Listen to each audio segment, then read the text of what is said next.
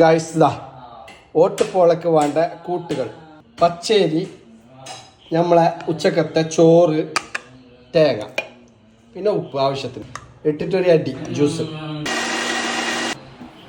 Guys ഓട്ടുപോളയാണ് guys.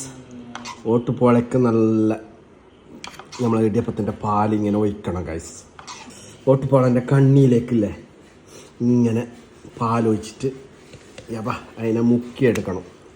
എന്നിട്ടില്ലേ guys, കണ്ടില്ലേ ഇതാ വരുന്നുണ്ടാ നമ്മളെ തേനീച്ചൻ്റെ കൂടുന്ന് തേന് വരുന്ന ആൾക്കാർ കണ്ടാ. അപ്പം നോക്കിയത് ഇതാ ഇതിനെ കണ്ടിച്ചിട്ട് കഴിക്കണം ഗൈസ്. ബിസ്മില്ലാഹിർ റഹ്മാനിർ റഹീം. വാവ്, വാട്ട് എ ഫാന്റാസ്റ്റിക്. എന്താ രസം.